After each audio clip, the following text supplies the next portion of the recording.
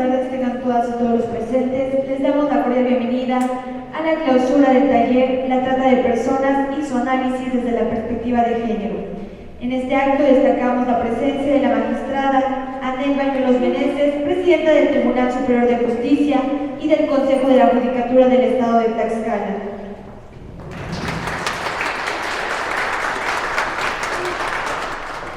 De la magistrada Maricruz Cortés Ornelas, presidenta de la Sala Especial Penal y especializada en Administración de Justicia para Adolescentes. Y al maestro Héctor Alberto Pérez Rivera, quien hoy será nuestro ponente. Asimismo, agradecemos la valiosa presencia del magistrado Pedro Sánchez Ortega, de la Sala Penal Especializada en Administración de Justicia para Adolescentes, segunda ponencia. De la maestra Edith Alejandra Segura Payán, consejera de la Judicatura del Estado de Tlaxcala. Agradecemos también la presencia de quienes hoy nos acompañan como invitados especiales, la licenciada Soledad Pérez Zambrano, de la Fiscalía Especializada en la Investigación y Persecución de los Delitos en materia de trata de personas. Del consejero consultivo de la Comisión Estatal de Derechos Humanos, Emanuel Sánchez Reyes.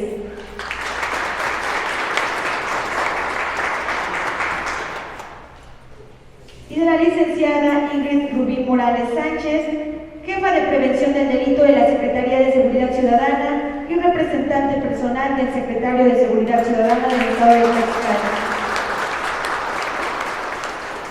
Asimismo, agradecemos la presencia de jueces y juezas y autoridades que en este día nos acompañan.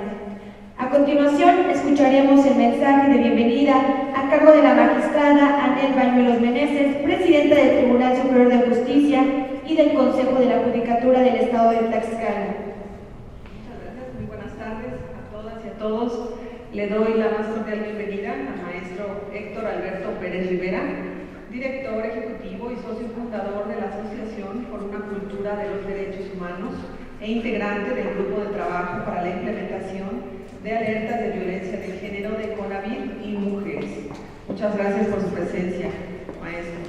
Agradezco también la presencia de mis compañeras y compañeros magistrados, consejeras, jueces que nos acompañan, autoridades e invitados especiales, servidoras y servidores y público en general. Gracias por estar aquí. El combate a la trata de personas con fines de explotación sexual es uno de los grandes retos que nos preocupa y ocupa a todas las autoridades no solamente de nuestro estado, sino creo que de todo el mundo. En México se estima que más de 2,000 personas al año son víctimas de explotación sexual, de acuerdo al Informe Mundial sobre Trata de Personas, presentado por la Oficina de la ONU contra la Droga y el Delito. Cada año, mujeres y niñas principalmente son víctimas de este crimen, por lo que resulta de gran importancia crear conciencia, aplicar las leyes y políticas de protección, así como brindar el acompañamiento para que puedan reconstruir sus vidas. En el Poder Judicial del Estado de Tlaxcala estamos trabajando para implementar de manera eficiente el marco normativo nacional e internacional, para juzgar con perspectiva de género este delito, pero además para adoptar de las medidas de protección adecuadas a las víctimas. Celebro que a lo largo de este curso taller que han llevado a cabo cada uno de ustedes, las servidoras y servidores públicos hayan recibido esta capacitación para aplicar correctamente los criterios establecidos en las convenciones y protocolos especializados. Las víctimas de trata de personas con fines de explotación sexual son sometidas a condiciones deplorables, sufriendo abusos físicos, psicológicos y emocionales. En muchas ocasiones también son privadas de su libertad y obligadas a realizar actos contra su voluntad. Como juzgadores, nuestro deber es luchar incansablemente para erradicar este problema, trabajar en coordinación con las demás autoridades, organizaciones civiles, con las academias, con instituciones y con la comunidad en general para prevenir, identificar y brindar asistencia a las víctimas de la trata de personas. Lo anterior sin duda requiere un enfoque integral y es imperativo para ello juzgar con perspectiva de género, asegurando que se haga justicia y se les impongan las sanciones correspondientes.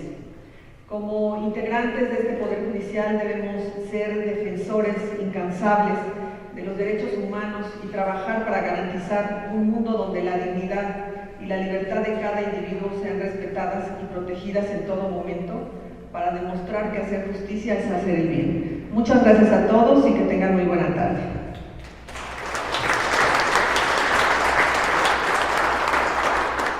Agradecemos su mensaje y aprovechamos para darle la cordial bienvenida al licenciado Sergio Hernández Córdoba, encargado de la Comisión Estatal de Búsqueda de Personas. Bienvenido. A continuación, invitamos a nuestro amable presidium, a la magistrada Anel Bermeros Meneses y a la magistrada Maricruz Cortés Ornelas, sean tan amables de pasar a la primera fila del público para dar inicio a la conferencia del día de hoy. En lo que me permitiré hacer lectura de la semblanza curricular de nuestro ponente, el maestro Héctor Alberto Pérez Rivera. Es licenciado por la Facultad de Derecho de la Universidad Nacional Autónoma de México, especialista en Derechos Fundamentales en el Proceso Penal por la Universidad de Castilla-La Mancha, maestro magna cum laude por la Universidad de California West. Se ha desempeñado en diversas organizaciones civiles y cargos públicos en organismos públicos de derechos humanos e instituciones gubernamentales relacionados con la defensa y promoción de los derechos humanos, destacando su participación en el equipo de representantes de las víctimas en Caso González y otras, popularmente conocido como Campo Algodonero, ante la Corte Interamericana de los Derechos Humanos. Ha impartido más de un centenar de talleres y ponencias en tema de derechos humanos de las mujeres y acceso de la justicia. Es autor del libro La trata de personas como violación grave a los derechos humanos. Ha publicado diversos artículos en libros y revistas especializadas y participado en la capacitación de personal judicial, ministerial y policial en todo el país. Ha impartido conferencias y clases en universidades de México, España y Estados Unidos. Su último encargo fue especialista jurídico de la Oficina de Naciones Unidas contra la Droga y el Delito en temas de derechos humanos, violencia de género y seguridad pública. Actualmente es coordinador de las clínicas de interés público contra la trata de personas del INAI. Forma parte del grupo de trabajo para la implementación de alertas de violencia de género de CONAVID y Mujeres. Es director ejecutivo y socio fundador de ACCEDH, consultora especializada en derechos humanos. Además, funge como consultor asesor jurídico de diversas organizaciones de la sociedad civil. Recibámoslo con un fuerte aplauso, por favor.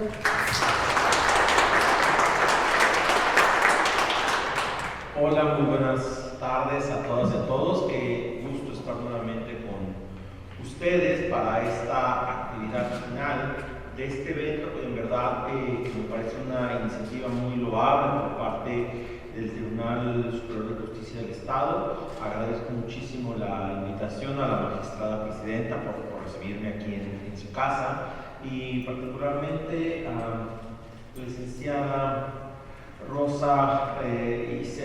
Marisela Rivera Delgado, pues por todas las gestiones, por hacer posible este evento, porque aparte me traía ahí muy cortito con los tiempos, y que además pues fue muy puntual en compartir los materiales con ustedes, y en que yo pudiera pues llegar aquí a tiempo, y pues también ofrecer una disculpa a las personas pues, que están el día de hoy aquí, porque pues teníamos programada esta actividad el martes de la semana pasada.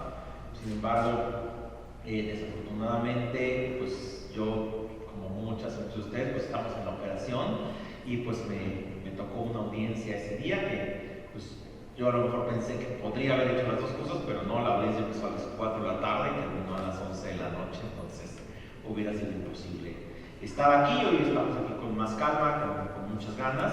Y bueno, pues les comento un poco la metodología de la sesión que vamos a tener hoy. Se compartió un caso, el caso de Daniela. Es un caso real, es decir, solamente están cambiando los nombres y las fechas, pero es un caso real Y este caso tiene la finalidad que reflexionemos en algunas de las cuestiones que son fundamentales para entender la problemática de la trata de personas en el día a día, ¿no? Es decir, ¿qué problemas nos enfrentamos y cómo los podemos ir resolviendo a través de algunos de los criterios que han sido adoptados por el Poder Judicial de la Federación y la Corte Interamericana de Derechos Humanos. Digo, para quien no haya tenido chance de leer el caso, porque sí va a haber examen, les cuento un poquito los hechos y a partir de ahí más bien quisiera que fuéramos planteándonos problemáticas, ¿no? Los hechos son muy sencillos. Daniela es una joven de 15 años de edad que ella vive con su padre, ya que su madre tiene un problema de adicciones. Ella vive con su papá. El papá tiene una prima, una sobrina, prima de Daniela, que se llama Fernanda. Fernanda también tiene 15 años de edad y un día le dice a Daniela: oye, te invito a una fiesta de 15 años. En esta fiesta pues va a ser fiesta de espuma, entonces necesito que lleves un cambio de ropa y pues pídele permiso a tu papá. ¿Te vas conmigo? Ah, perfecto, pues vamos a la fiesta.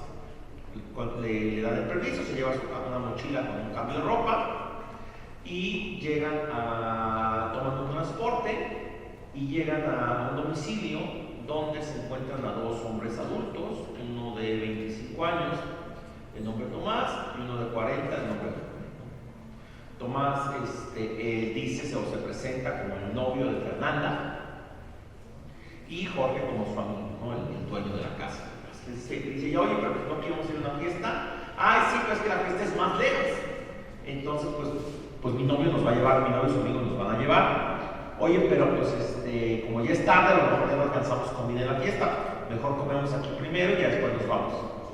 Y dice Daniela, bueno, está bien, va a comer aquí. Comen y ella dice que después de comer se siente mareada, ¿no? Entonces no se empieza a sentir bien y le dice a Fernando: oye, ¿sabes qué? Ya no me siento bien, ya no quiero ir a la fiesta, regrésame a mi casa, porque pues no sé bien dónde estoy. Le dice: no, es que la fiesta es aquí. ¿Cómo que si es aquí? Sí, pues la fiesta es con el amigo de mi novio. Oye, pero pues yo no quiero estar con ese señor. No, pues es que no es que quieras, el señor ya nos pagó para que estés con él. Y se van. Dejan a Fernanda con este sujeto, con Jorge, y Jorge la empieza a abordar sexualmente y finalmente la fuerza a tener relaciones sexuales. Terminan de tener relaciones sexuales y le dice: oye, pues, ¿qué pasó? ¿Te gustó la muchachita? No, pues claro que me gustó, pues estaba nuevecita, pues estaba muy bonita y pues sí me gustó. Ah, pues muy bien, quédate. Nada más que cada vez que pues, tengas sexo con ella, nos tienes que dar a nosotros 500 pesos. Ah, no, perfecto. Y entonces retienen a Daniela, en casa de Jorge. Y cada vez que Jorge tiene relaciones sexuales con ella, les da dinero a Tomás y evidentemente a Fernanda. Pasan los meses y pues evidentemente la mamá de los papás, la mamá y el papá de Daniela la buscan, pues no recibe una respuesta adecuada de las autoridades y finalmente pues Daniela queda embarazada de este sujeto. Y pues el sujeto aprovecha un descuido del mismo, se sale del domicilio donde la tenían retenida, pide apoyo de un oficial de policía, le comenta la situación y en ese momento van al domicilio donde estaba la niña y están, pues estos tres sujetos la estaban buscando y son presentados ante la fiscalía estos tres sujetos. Esa es un poco la secuencia de los hechos. Lo que me interesa aquí es que vayamos analizando algunas problemáticas que nos encontramos en los casos y cómo las hemos ido resolviendo a raíz de un caso real, ¿no? Entonces, el primero de ellos es, y más bien ahora sí les devuelvo la palabra a ustedes, ¿qué delitos se cometieron ¿Y quién los cometió? Esa sería la primera pregunta. ¿Qué se les ocurre? ¿Qué delitos hay en estos hechos? A ver, vamos a darnos unos minutos para pensar. ¿Y quién los cometió? ¿No? Serían las dos preguntas que tendríamos que tener claro. En ese sentido, hay dos delitos importantes que hay que establecer, ¿no? El primero de ellos es la trata de personas y por otro lado el delito de explotación sexual. Vamos a analizar el primero de ellos. En este sentido, se comete el delito de trata de personas por los tres sujetos que participan en el delito, ¿no? Jorge, Tomás y Fernanda. Ahorita entramos al análisis de la situación de Fernanda, que me parece interesante.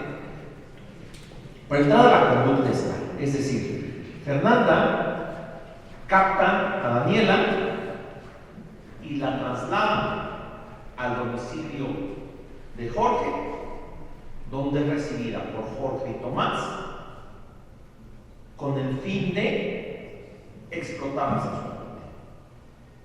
Es decir, se actualizan los elementos típicos del artículo 10, ¿no? Hay los llamados correctores, hay captación, hay traslado, hay recepción y hay acogida.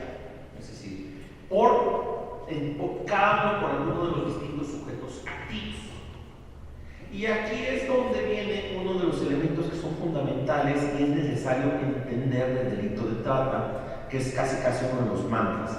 Donde termina la trata, comienza la explotación. Es decir, si Daniela se hubiera escapado o hubiera sido rescatada en el momento que llegó, en el momento que le dicen tienes que estar aquí con el Señor, y ella se va, o se escapa, o la rescata, ya hubiera habido trata de personas. ¿Por qué? Porque estos tres sujetos la captaron, la trasladaron, la recibieron con el fin de explotarla sexualmente. Ese es el primer elemento que tenemos que entender, y por eso decimos que donde termina la trata comienza la explotación. El delito de trata, conforme al protocolo de Palermo y el que está reflejado en nuestro artículo 10, no exige que se actualice la conducta explotadora. Es decir, yo no tengo que explotar para ser tratante. Entonces, incluso si nos vamos a coloquialismos, habría dos verbos rectores, el tratante y el padrote proxeneta, o lo que llaman algunas teóricas el prostituyente que no cliente. Justo la doctrina principalmente feminista ha eliminado el concepto cliente, porque cuando habla de un cliente pues habla de una operación mercantil válida, una operación mercantil lícita, y entonces yo como abogado postulante tengo clientes. En realidad una persona que está siendo explotada no tiene clientes. Hay sujetos que participan en la cadena de explotación sexual que se les conoce desde la doctrina, y me parece que es un término que tenemos que ir adoptando desde el derecho, como prostituyente. Es decir, no cliente, sino prostituyente. Entonces, aquí, en ese momento ya se cometió un ilícito. Y entonces tenemos la primera conducta delictiva, y estos tres sujetos podrían ser procesados legalmente por la conducta. ¿Qué ocurre con Fernanda y qué ocurrió en el caso real? Fernanda tiene 15 años y entonces en este caso es cuestionable su voluntariedad en el ejercicio de la conducta. De hecho, recordemos que la trata es un delito asociado a violaciones graves de los derechos humanos. Todos los delitos asociados a violaciones graves a los derechos humanos son de comisión dolosa, es decir, tienen un elemento de intencionalidad que implica pleno dominio del hecho. ¿Cuáles son estas cuatro conductas? Trata, tortura, desaparición de personas y feminicidio. Es Si se dan cuenta, en estos 4 ilícitos no admiten comisión culposa, no hay tortura culposa, por ejemplo, no hay feminicidio culposo, no hay desaparición culposa y evidentemente no hay trata culposa, que implica que estos ilícitos requieren pleno dominio del acto. Y entonces me parece que es cuestionable si Fernanda tiene pleno dominio del acto o es un instrumento del delito utilizado por los 2 sujetos adultos, Jorge y Tomás. Y este es un elemento interesante y que requiere un estudio profundo de quien conoce el caso. Es decir, tanto la Fiscalía como el Tribunal tendrían que hacer un estudio muy completo respecto a la situación de Fernanda. Y les voy a dar un ejemplo que probablemente todas y todos conozcan. Gloria Trevi. ¿Gloria Trevi es tratante y explotador o es víctima? Desde mi punto de vista, y vaya que es un caso que he estudiado con mucha profundidad, me parece que es víctima. ¿Sí? ¿Por qué? Porque ella es captada y comenzada a explotar siendo una adolescente. Tenía 15 años cuando empieza a cometerse el delito. Y hay un pleno dominio del sujeto activo, Sergio Andrade, sobre la víctima, Gloria Trevi, que finalmente primero la explota y luego la utiliza como instrumento para captar y explotar a otras víctimas.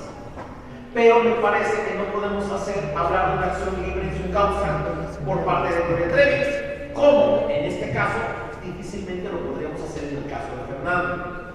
Cuando este caso ocurrió, el juez que conoció de la causa no sujetó a proceso a Fernanda. Es decir, en este caso la Fiscalía sí imputó a Fernanda ante el juez de justicia para adolescentes, pero el juez dijo, no, a ver, pues yo no tengo elementos porque no sé, incluso por la edad y la vulnerabilidad y porque hay 2 sujetos adultos involucrados, que esta niña, pues más me parece, y coincido con el criterio del juez, es un instrumento del delito más que un sujeto activo del delito.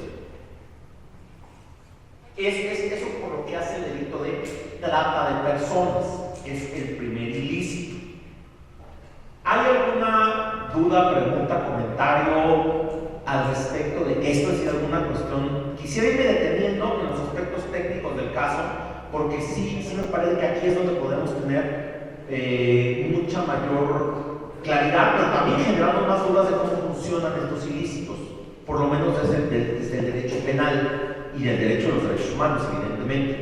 ¿Alguna duda, pregunta, inquietud, comentario, algo que quieran que me regrese, algo que quieran que aclare o que explique de mejor manera? Perfecto. Vamos bien entonces. Gracias.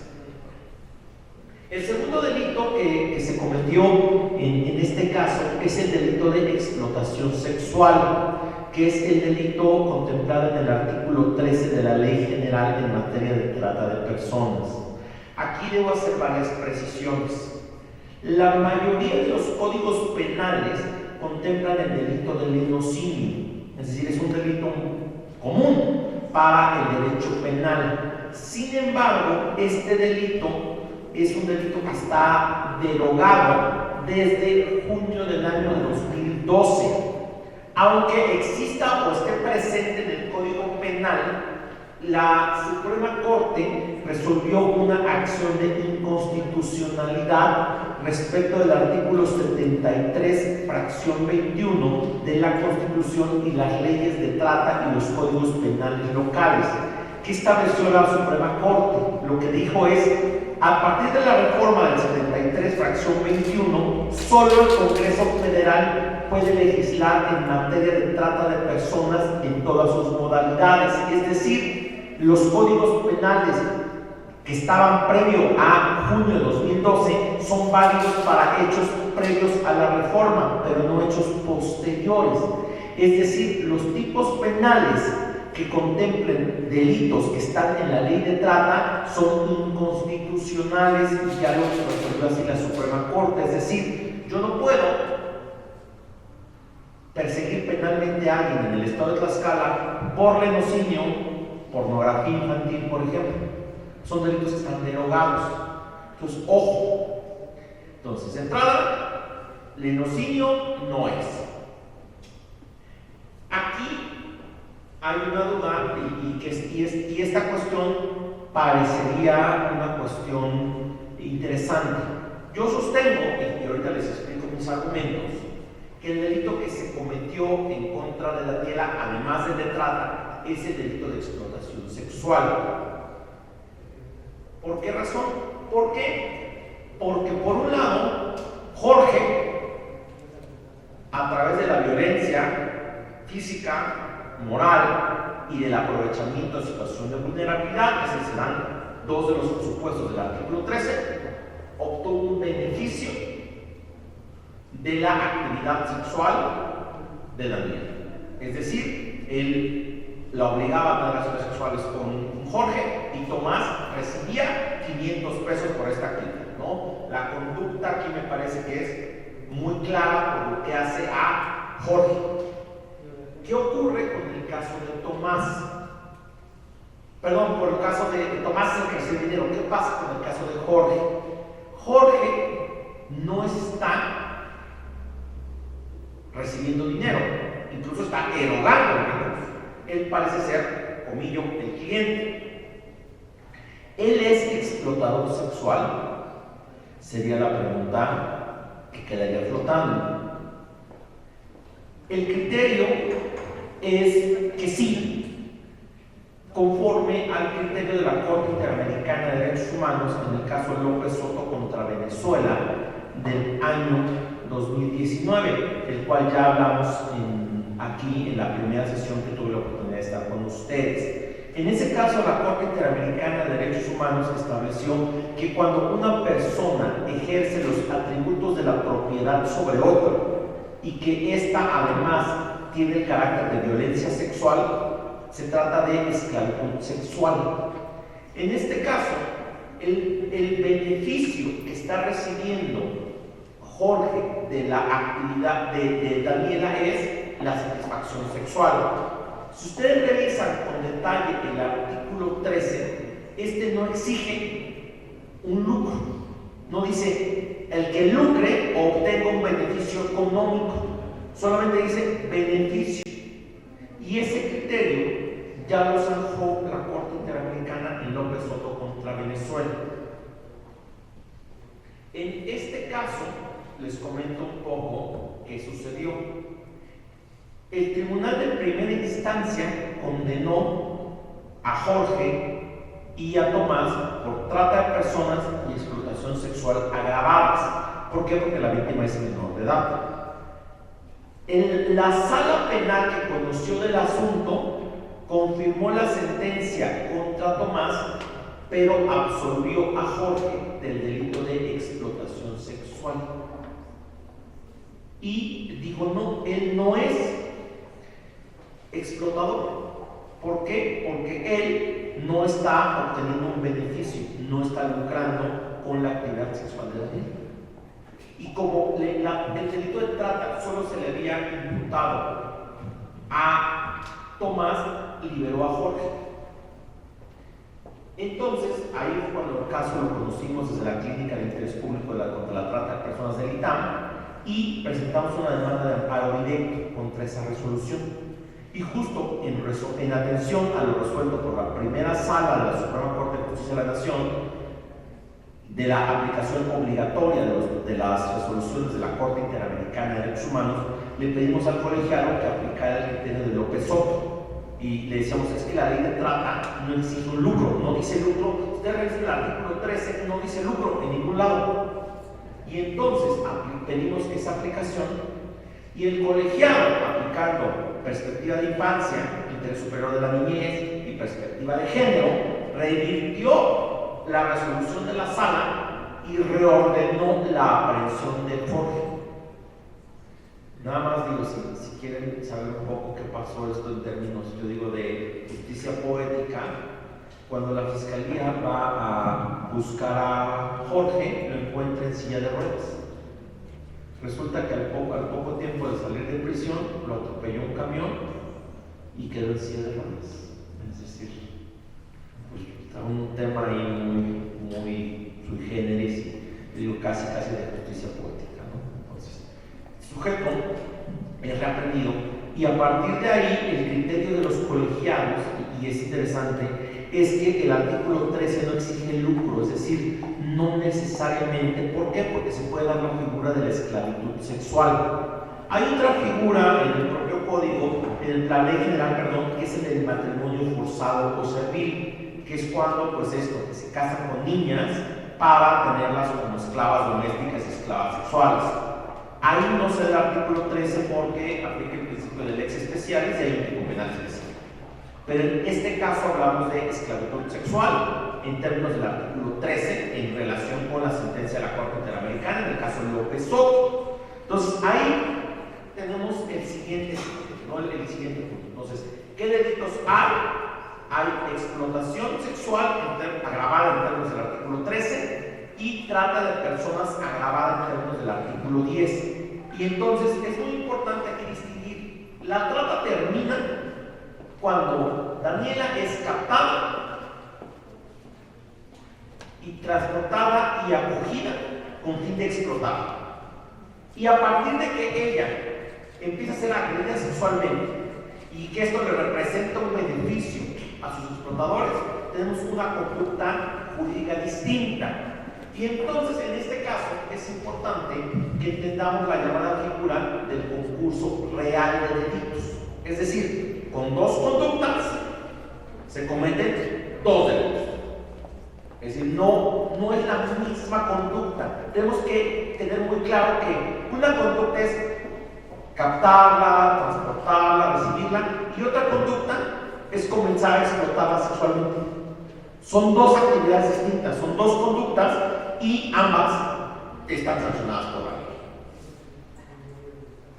Ahora viene un elemento que es muy interesante y que es esencialmente la materia de esta sesión, que tiene que ver con el daño y con los bienes jurídicos lesionados respecto de Daniela.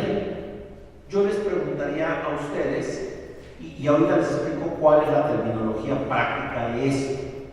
Uno de los elementos del delito pues es evidentemente el daño, ¿no? La lesión del bien jurídico. ¿Cuáles son los bienes jurídicos de Daniela que fueron lesionados con este caso? Aquí sí me gustaría que participaran así muy espontáneamente. ¿Qué bienes jurídicos, qué derechos se le lesionaron a Daniela en este caso? Libertad sexual, ¿no? De entrada, ¿no? Si la libertad de ella de elegir con quién tener relaciones sexuales. Me faltó un apunte interesante respecto de los hechos. Cuando Daniela es rescatada, está en posibilidad de interrumpir legalmente su embarazo. Sin embargo, ella, pues por miedo, por ideas propias de ella y su familia, decide no hacerlo. Y entonces Daniela se vuelve madre adolescente del hijo de su esposo. Entonces, ese es un dato muy importante que había omitido mencionar en el relato de los hechos. Entonces, me dijeron libertad sexual. Estamos todas y todos de acuerdo. ¿Qué otros bienes jurídicos se lesionan en el caso de Daniela? ¿Qué se les ocurre? La libertad personal, ¿no? Hay una afectación a su libertad de ambulatoria y está retenida. Hay una afectación a la libertad sexual, es decir, de entrada. Y aquí, por ejemplo, es cuando yo le digo, y trabajo mucho con fiscales, les digo, la trata se parece mucho más a un secuestro que una violación. Muchas veces, cuando empezamos a trabajar el delito de trata, se investigaba en las fiscalías de delitos sexuales. Y eso me parece absolutamente inadecuado e inapropiado. Porque se dan cuenta, la dinámica del delito se parece mucho más a un secuestro, o si se me dicen que aquí se parece más a violación o a secuestro, yo les digo secuestro, por la propia dinámica del delito. Y nada más que en el secuestro pues no pido rescate, sino el producto es la propia ley.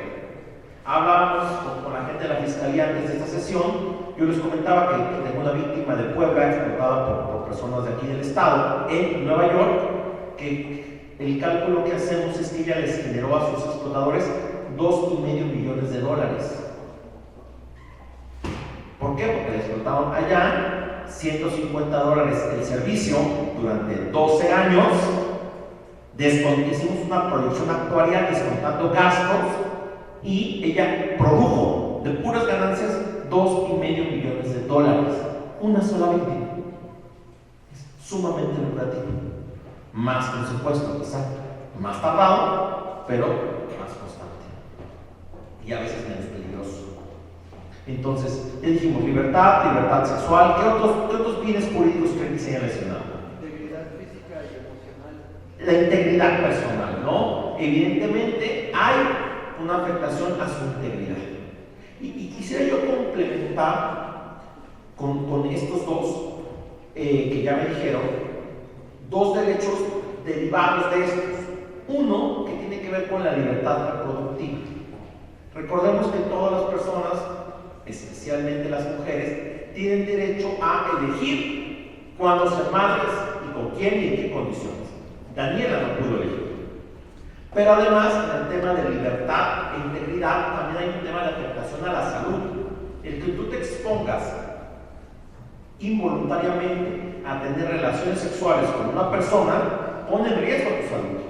Que tú te pongas a un embarazo no deseado siendo adolescente pone en riesgo tu salud, ¿no? Entonces tenemos dentro de los derechos a la libertad y a la integridad las derivaciones de libertad reproductiva, libertad sexual y derecho a la salud sexual y reproductiva.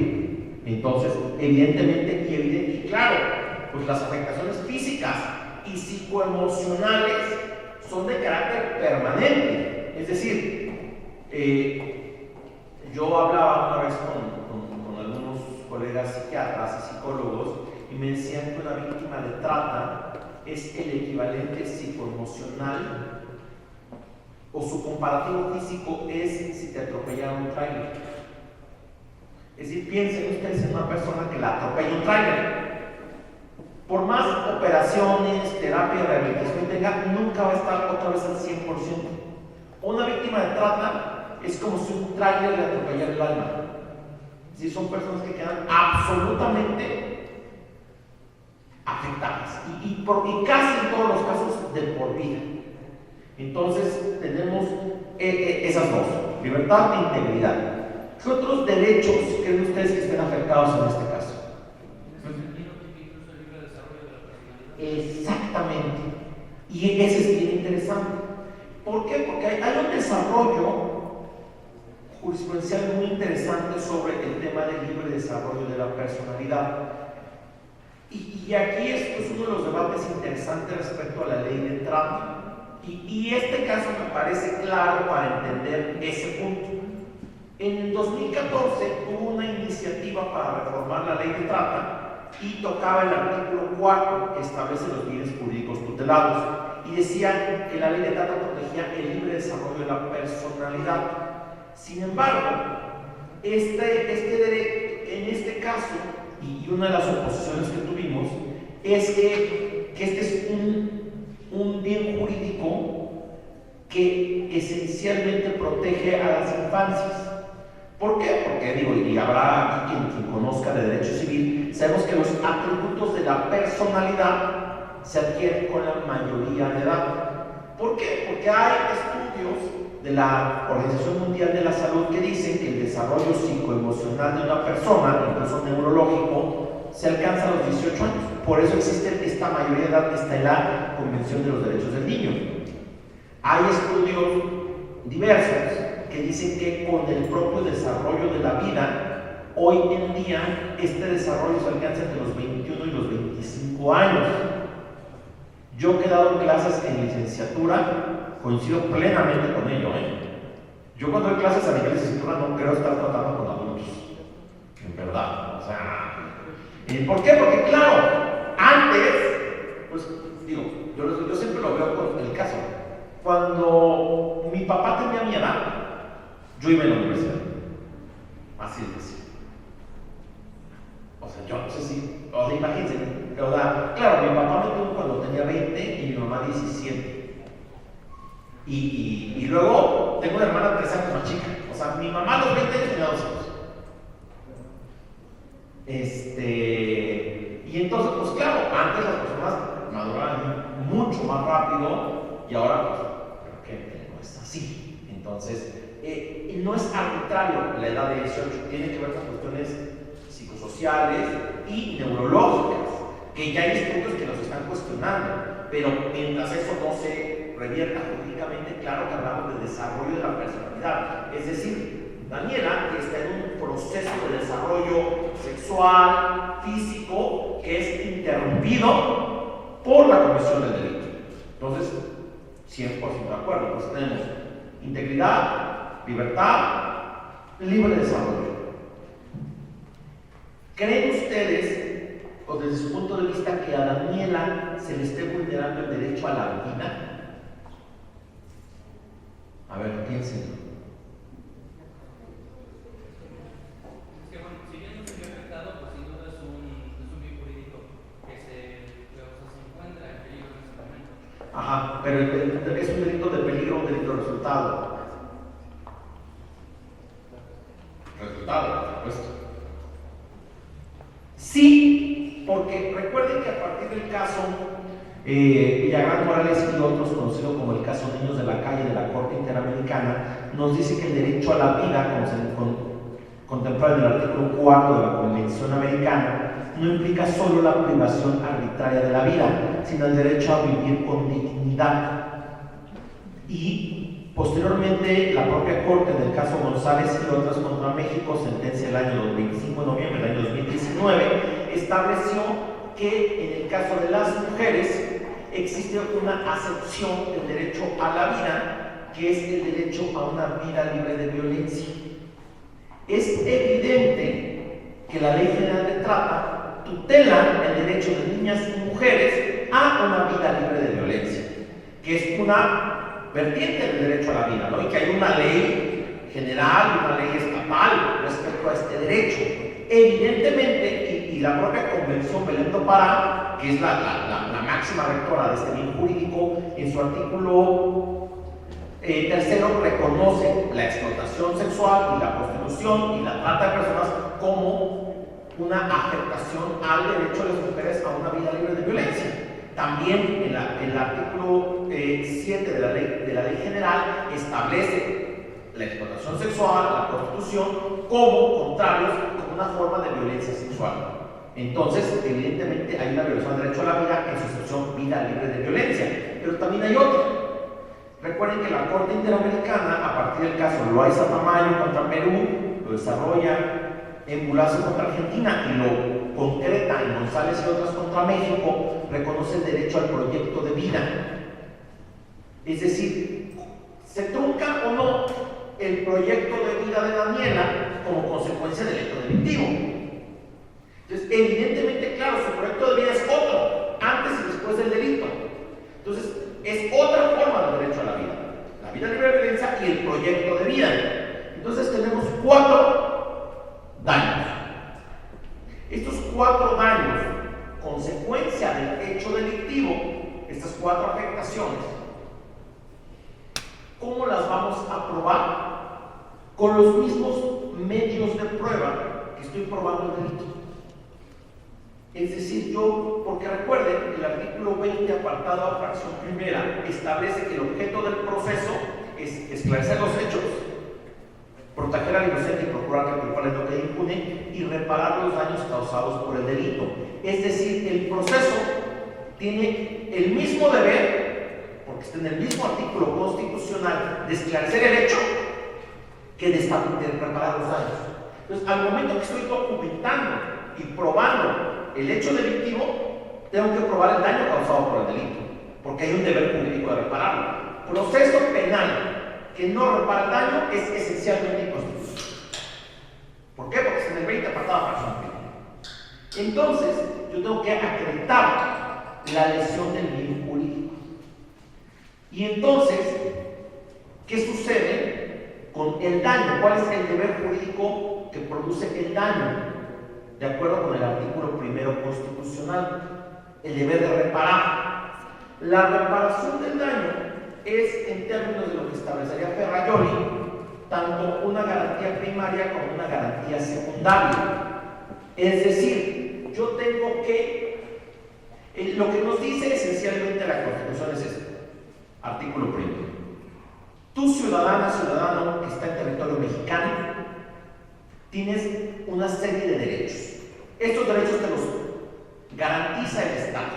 Sin embargo, si estos derechos llegaran a ser vulnerados, el Estado te garantiza que esa vulneración será reparada.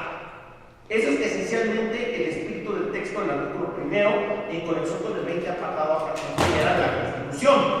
Y entonces tenemos que hacer una serie de nexos de causalidad. Si la conducta delictiva vulnera derechos, esta vulneración produce daños y estos daños tienen que ser reparados. El tema aquí es ¿y cómo reparo estos daños? Primero tengo que establecer los bienes jurídicos y entonces cuáles son las modalidades del daño causadas por la conducta y luego cuáles son las formas de reparación. Un error común en los procesos es confundir los daños con las medidas de reparación. En este caso, de acuerdo a la propia Ley General de Víctimas, que retoma la jurisprudencia de la Corte Interamericana, tenemos dos tipos de daño: daño material y daño inmaterial. El daño material es aquello cuantificable en dinero, se divide en lucro cesante y daño emergente. Lucro cesante es cuánto me costó, el daño emergente es cuánto me costó a mí el delito, es decir, cuánto gasté en abogados, en transportes, en comidas, en médicos, en psicólogos, en lo que yo haya gastado. Y esto se puede comprobar.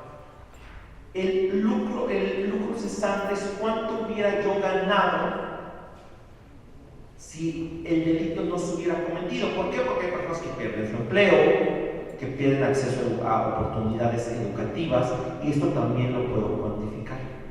Sin embargo, en un delito de esta naturaleza resulta mucho más interesante el daño inmaterial, y este se divide en dos aspectos: el daño moral, que define la Ley General de Víctimas como la afectación a bienes y valores significativos que no son tasables en dinero.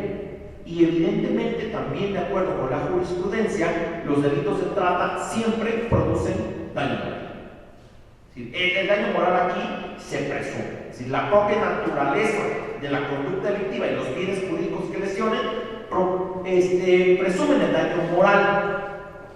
Lo que tendría que ser argumentable, y me parece que aquí los informes periciales en trabajo social, psicología forense y antropología social son fundamentales para determinar el daño al proyecto de vida. Y entonces yo establezco daños, y entonces ahora vienen las medidas de reparación. Y aquí tenemos un problema real. Los tratantes rara vez tienen bienes a su nombre o cuentas bancarias. Es muy poco. Siempre parece que hacen alquimia y el dinero desaparece. ¿Cómo reparo el daño en este caso? ¿Cómo reparo los daños de una víctima como Daniela? Y aquí resulta muy interesante. ¿Por qué? Porque de acuerdo con la teoría de la responsabilidad y la teoría de la reparación del daño, hay varios niveles para ejercer el derecho. Primero, pues tiene que reparar quien cometió la conducta, el tratante. Pero si yo no logré el decomiso de bienes de dicha persona, pues tendría que haber algún obligado solidario, que tendría que ser, en el caso de menores de edad, los familiares, en el caso de trabajadores, los patrones. No es el caso. Y entonces entramos a un tercer nivel, que es la subsidiariedad. Es decir, la propia Ley de Víctimas me establece que puede haber una reparación subsidiaria. ¿Qué implica ello? Que la insolvencia del acusado no implica la anulación del derecho a reparación de la víctima. Y esto es muy importante que lo tengamos en cuenta. ¿Por qué? Porque el acusado se va a declarar insolvente. Esto no implica que la víctima no pueda reparar. Si justo hablábamos con Fiscalía, pues en trata hablamos a veces de sentencias de 30, 40, 50 años. Pues, y además sin beneficios, porque la ley de trata no tiene beneficios. Entonces, ¿cuándo me van a pagar la reparación?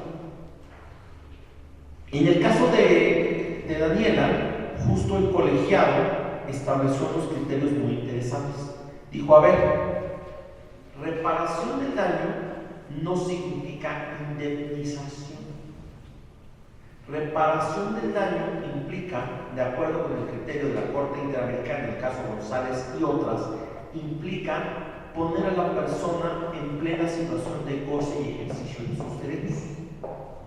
Y eso no lo resuelve o no necesariamente lo resuelve el dinero.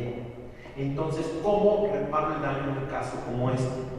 En ese sentido, el colegiado dio lineamientos para que la sala emitiera una resolución que garantizara los derechos de Daniel. Y entonces regresamos a cuáles son los derechos vulnerados. Entonces nos vamos a estos conceptos de proyecto de vida. Dice, a ver, Daniela pues tiene que hacerse cargo de el hijo de su explotador. Y entonces le ordenó al DIF, en este caso se los puse hipotético aquí, pero ocurrió en la Ciudad de México, le ordenó al DIF de la Ciudad de México que diera todos los programas de apoyo para ella y para el niño en protección de la infancia. Dice, bueno, también se pide a la Secretaría de Educación que en los programas que tiene de becas le dé una beca a Daniela para continuar con sus estudios. ¿Por qué? Porque esa es la forma de recuperar su proyecto de vida. Dice, ella tiene afectaciones, como bien decían ustedes, a su integridad física y psicológica. Y el Estado puede proveer esos servicios. Entonces ordenó a la Secretaría de Salud que le brindara atención médica y psicológica a Daniela para el restablecimiento de su estado de salud. Y si se dan cuenta, estas medidas de reparación no implican un gasto adicional para el Estado.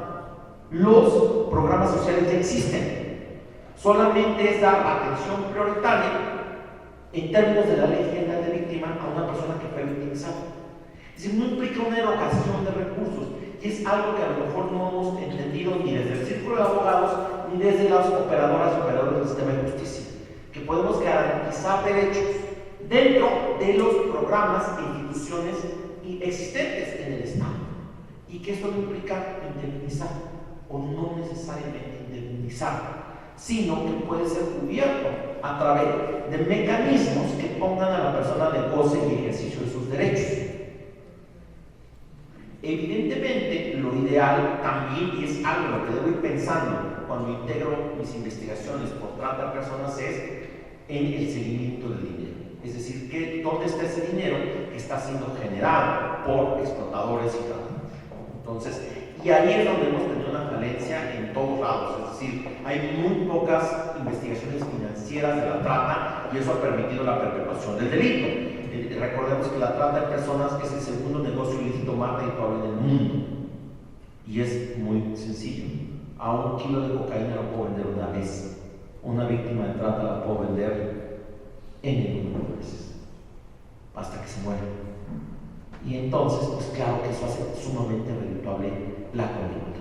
Y entonces, bajo esta naturaleza, tenemos que visibilizar, y esa es la incorporación de la perspectiva de derechos humanos en un litigio de trata. Es decir, no solamente ver la conducta criminal, sino entender esta como una vulneración a los derechos fundamentales y poner en el centro a la víctima. Es decir, evidentemente al Estado le interesa la persecución penal, pero también tengo que poner a la víctima en pleno goce y ejercicio de sus derechos. Y es un poco lo que hablaba con la fiscal de trata previo a iniciar esta sesión, y decíamos, claro, que hay una gran satisfacción de poder rescatar a una víctima de trata, porque esa mera acción le da a una persona la oportunidad de recuperar una vida digna. Pero evidentemente hay un compromiso de todo el sistema de justicia en arropar a estas víctimas. Pero para ello, pues tenemos que tener mucha claridad en el funcionamiento de la ley de trata para poder evitar la impunidad en este tipo de casos. Recordemos que también es un criterio legal que el Estado tiene una obligación especial de debida diligencia respecto de las víctimas de este tipo de ilícitos y que esta debida diligencia es reforzada. ¿Por qué? Porque el Estado debe mandar el mensaje de que este tipo de conductas no son permitidas y que quien las cometa no quedará impune. Entonces, espero que esta explicación ya aplicada a un caso, es decir, todos los criterios normativos aplicados a un caso concreto, haya servido para disipar algunas de sus dudas respecto a la Ley General de Trata, pero pues también les haya generado algunas inquietudes más respecto al mismo ilícito y pues entonces aprovecho los 10 minutitos que me quedan de sesión para poder abrir una sesión de preguntas, respuestas y poder tener un diálogo sobre este tema o los que ustedes consideren necesarios, considerando pues, que es la última sesión de este seminario. Muchas gracias.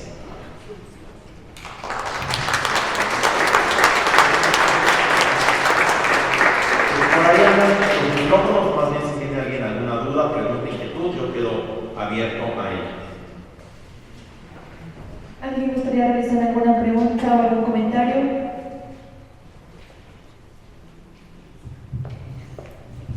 Buenas tardes. Primero, muchas gracias por aceptar la invitación. Es usted un excelente ponente y la experiencia es muy evidente. Gracias por compartir sus conocimientos. En relación al tema que nos pone como caso, siguiendo el mismo ejercicio, pudiera darse en este supuesto la tentativa, suponiendo que en el momento donde estaban los 4 sujetos, incluyendo la víctima, haya llegado la policía o estaríamos ante el delito de trata, independientemente aunque no se haya ejecutado la explotación sexual. La ley general permite la tentativa, pero al existir en el fraseo del artículo 10 el tema con el fin de, abre una subfunción de tipo. O sea, a mí justo me parece que el elemento con el fin de subsume el elemento tentativa. ¿Por qué? Porque realmente, pues, recordemos que las reglas de la tentativa en la punibilidad pues, son penas bastante menores a los delitos consumados. Este es, por ejemplo, uno de los debates, lo comparto con ustedes, en el caso Gutiérrez de la Torre, este líder del PRI que tiene una red de trata de personas en las oficinas del partido. Yo represento a 3 de las víctimas de este delito. De hecho, se cumplieron antier 10 años de que el caso se dio a conocer por Aristegui Noticias. Y uno de mis pleitos en el caso, y lo hemos estado peleando en múltiples recursos legales, es ese. Si es una trata de personas consumada o si es una explotación en grado de tentativa. Porque justo lo que dice la defensa es, a ver, es tentativa, porque las víctimas, por lo menos las que yo represento, no fueron explotadas. Ellas las captaron a través de anuncios en medios, las engañaron diciendo que era un trabajo elegante y estando ahí les dijeron que el trabajo consistía en tener relaciones sexuales con Cuauhtémoc Gutiérrez de la Torre. Y ninguna de ellas aceptó y se fueron. Y entonces el debate, y eso va a ser fundamental al momento de la emisión de la sentencia, es justo ese criterio. Desde mi punto de vista, hay una subsunción de la tentativa en el elemento con el fin de. Es decir, porque dice el artículo 10, al que capte, enganche, entregue, reciba, transporte, traslade. De hecho, enganchar es un mexicanismo jurídico. El protocolo de Palermo no tiene el elemento enganchar. Sin embargo, aquí sí. Y ese es un mexicanismo jurídico justo desarrollado por los antropólogos mexicanos. Les digo, para mí el más brillante al respecto es Oscar Montiel, el catedrático de la Universidad de Tlaxcala, porque justo habla que la víctima de trata es captada y es trabajada de tal forma por el tratante que no se puede salir porque está enganchada. Y llega el momento en el que el tratante domina la voluntad de la víctima, que es el momento en que ella ya no puede controlar su voluntad, entonces es porque está enganchada. Enganchar no es captar. Captar es justo cuando, por ejemplo, en el caso de las víctimas de Gutiérrez de la Torre, no podríamos hablar de enganche. ¿Por qué? Porque ellas dijeron, no, pues ese señor está horrible, yo no quiero estar con él. Y se fueron. Entonces no hay enganche. Hubo captación, pero no enganche. El enganche justo a mí me parece que tiene que ver con cuestiones socioculturales complejas. Yo no hubiera incluido el verbo rector en el artículo 10. Me parece que es muy, que tiene que ver con elementos estrictamente subjetivos, pero bueno, ahí está. Entonces, yo no he visto que se sancione por enganchar, o por lo menos en los casos que yo he acompañado, no se incluye dentro de los verbos rectores consumados. Siempre es captar, porque son elementos mucho más subjetivos. Bueno, si la buscó, la captó, si la transportó, si la cogió, si la retuvo. Enganchar tiene que ver con elementos mucho más complejos.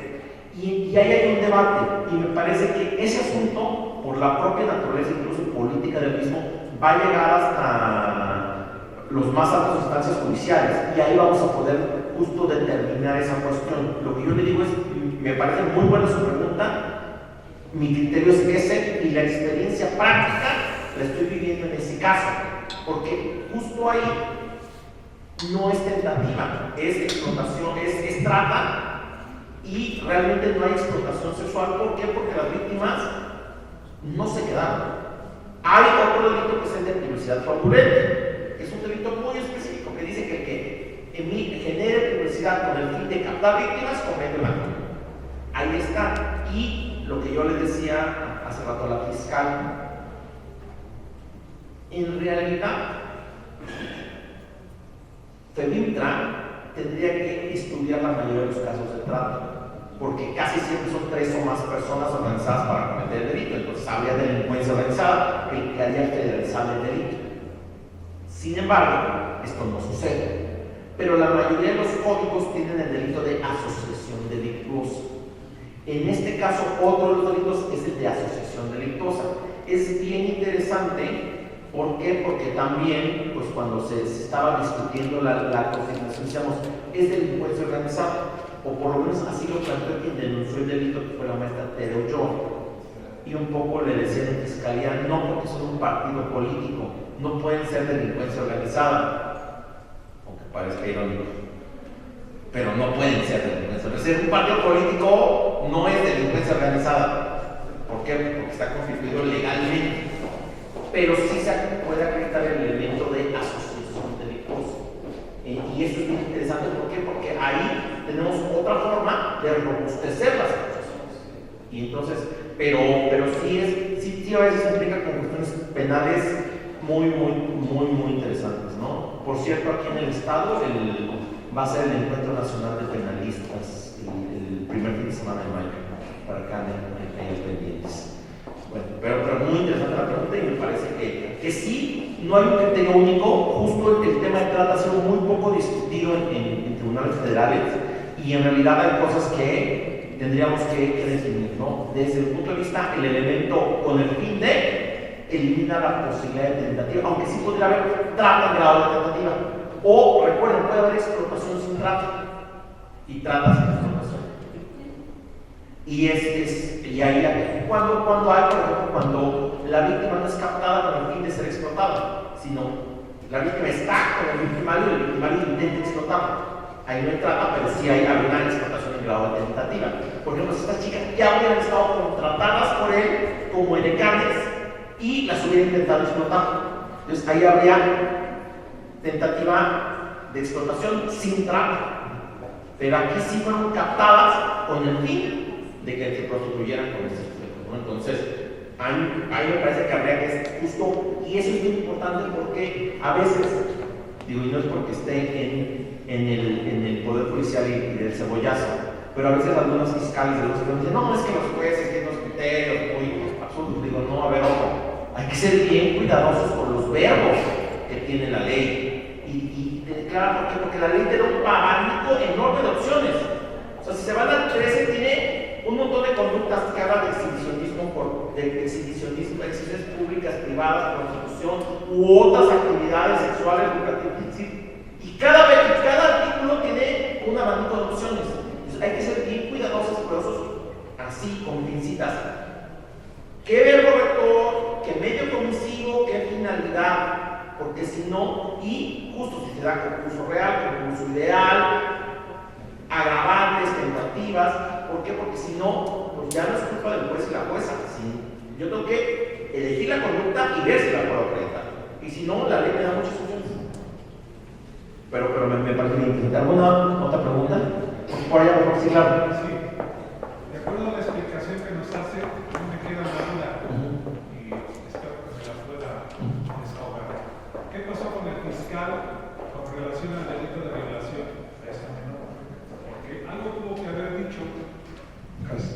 que haber dicho para no haber ejercitado por violación, toda vez que son delitos, desde mi punto de vista, que no se susumen uno al otro.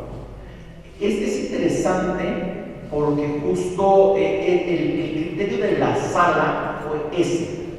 La sala dijo, tendría que haber ejercido acción penal por violación, no por explotación. Ese fue el criterio justo de la sala.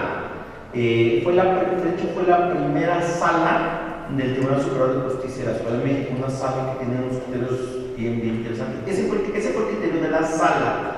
El criterio del colegiado es que, como fue una conducta reiterada y constante, se acreditaba una situación de esclavitud sexual y no violación diversos N, porque en realidad no es una violación, es una serie de conductas reiteradas de agresión sexual a la niña.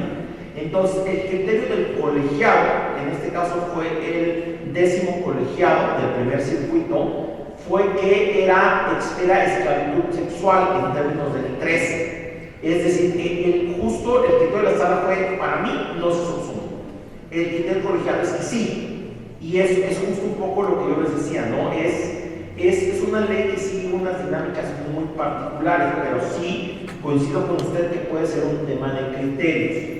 A mí, en este caso, me parece mucho más adecuada la explotación sexual agravada que la violación, porque la violación implica otros elementos típicos y otros elementos de comprobación, principalmente el establecimiento de circunstancias de tiempo, modo y lugar, que incluso la niña difícilmente pudiera haber establecido qué días, qué horas sufrió las agresiones sexuales, pero sí podía establecerse a través de diversas periciales y otros indicios la situación de esclavitud sexual en la que ella se encontraba. Es decir, y yo le digo, justo el criterio de la sala fue ese, es decir, no me debiste haber ejercitado acción penal y no debiste haber condenado por trata, sino tendrías que haber perseguido la violación como delito autónomo. El criterio del colegiado fue esa esclavitud sexual en términos del 13, agravado con el 42. Incluso en términos de pena, da una pena mucho más alta. La mínima de trata de explotación es 15 años. Y ya con las agravantes, la mínima queda alrededor de 25 años, es decir, que es mucho más amplia que violación, ¿no? Pero es muy interesante, justo cuando les decía, la trata se parece a veces más a la dinámica de un secuestro que a la de una violación. Y ese es justo uno de los temas que a mí me parece fascinantes de la ley. Pero ese fue parte de la discusión. Esa fue una de las discusiones fundamentales para este caso. Por favor. Gracias. Bueno, como usted lo ha mencionado también dentro del caso que se estuvo analizando a lo largo de este conversatorio, se establecieron algunas medidas de reparación del daño para las víctimas. Así como en este caso, pues también se encuentran muchos otros en los que las conductas y en general las situaciones y el contexto se repiten. Ahora, la Corte Interamericana de Derechos Humanos, además de reconocer medidas de reparación del daño, también considera garantías de no repetición. En este sentido, ¿qué garantías de repetición se pueden aplicar tanto el Estado como las personas que resulten, personas o instituciones que resulten responsables? ¿Qué garantías de no repetición pueden aplicar para evitar que se siga cometiendo este delito? Esto es interesante porque, ojo, en la responsabilidad penal, como es responsabilidad individual, no hay garantías de no repetición, porque aquí recordemos que la reparación es subsidiaria por parte del Estado, es decir, no hay aparentemente responsabilidad estatal, porque incluso si nos vamos a los términos de la propia jurisprudencia, el Estado está cumpliendo con su deber de investigar y sancionar delito, ¿no? Es decir, es de entrada, ¿no? Es decir, recuerden que justo la responsabilidad estatal se incumple cuando no sancionas, investigas o sancionas un delito y reparas, ¿no? Está cumpliendo con 3 de los deberes. ¿Qué pasa más bien en los casos donde hay omisiones graves en este tipo de conducta? Sí existe la probabilidad de la responsabilidad patrimonial del Estado, es decir, tendría que ser la vía, el ejercicio de los usos de responsabilidad patrimonial. En realidad no hay o no ha habido un juicio de responsabilidad patrimonial en casos de trato. Quien ha establecido esa serie de medidas, pero no como reparación, sino como de carácter, llamémosle preventivo, son las alertas de violencia de género. Es decir, los mecanismos de las alertas se han emitido recomendaciones como garantías de no repetición en prácticamente todos los estados. ¿Cuál es el problema? Y aquí quiero ser muy crítico de las alertas de violencia de género. Cuando fueron planteados por la doctora Marcela Lagarde, que ahorita pues ha sido muy vilipendiada ahí en España, un incidente bastante triste, lo que ella plantea es, bueno, es como un plan DN3 de violencia de género. Entonces tendrías que atacar situaciones muy específicas y justo establecer medidas reparatorias muy específicas. Sin embargo, desafortunadamente, los mecanismos de alerta a lo que se han dedicado es a revisar toda la política de género de cada una de las entidades federativas. ¿Y qué es lo que sucedió? Que prácticamente la alerta está declarada en todo el país. ¿Por qué? Porque evidentemente la política de protección a las mujeres es insuficiente, como muchas otras políticas, ¿no? La política de seguridad, la política de protección del medio ambiente, etcétera, etcétera, etcétera.